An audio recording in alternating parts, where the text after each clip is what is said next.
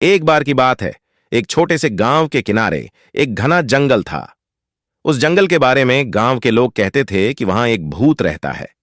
लोग दिन के समय भी जंगल के पास जाने से डरते थे और रात को तो कोई भी उधर जाने की हिम्मत नहीं करता था। गांव के एक युवक, जिसका नाम रामू था, को इन कहानियों पर यकीन नहीं था। उसने सोचा कि ये सब बातें सिर्फ लोगों को डराने के लिए बनाई गई हैं। एक दिन उसने ठान लिया कि वह जंगल में जाकर खुद सच्चाई का पता लगाएगा।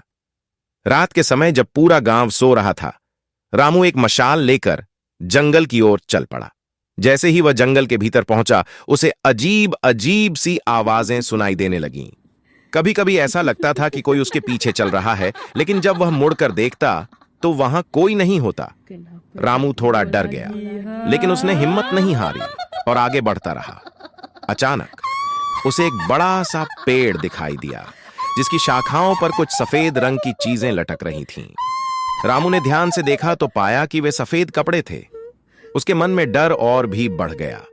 तभी उसे एक साया दिखाई दिया, जो धीरे धीरे उसकी तरफ बढ़ने लगा। रामू का दिल जोर से धड़कने लगा और उसने तुरंत वहां से भागने का फैसला किया। लेकिन जब उसने भागने की कोशिश की तो उसके पैर मानो जकड़ गए। वह हिल भी नहीं पा रहा था। वह साया और करीब आ गया और अब रामू को उसकी आंखें भी दिखाई देने लगीं, जो आग की तरह चमक रही थीं। अचानक वह साया बोल पड़ा, क्यों आए हो इस जंगल में जहां किसी की हिम्मत नहीं होती?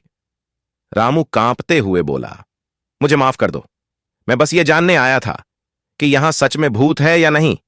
उस साये ने हंसते हुए कहा, मैं कोई भूत नहीं, बल्कि इस जंगल का रखवाला हूं। मैं उन लोगों को सजा देता हूं जो इस जंगल को नुकसान पहुंचाने की कोशिश करते हैं, लेकिन तुम्हारे इरादे गलत नहीं थे, इसलिए मैं तुम्हें कुछ नहीं करूंगा। लेकिन आगे से याद रखना, इस जंगल में बिना अनुमति के कभी मत आना। रामू ने जल्दी से हां में सिर हिलाया और जैसे ही उस साये ने उसे छोड़ा, वह भागते हुए गांव लौट आया। उसने गांव वालों को पूरी कहानी सुनाई और इसके बाद किसी ने भी उस जंगल में जाने की हिम्मत नहीं की। इस घटना के बाद रामू को समझ में आ गया कि कुछ जगहें ऐसी होती हैं जिनका सम्मान करना चाहिए और वहां बिना सोचे समझे कदम नहीं रखना चाहिए।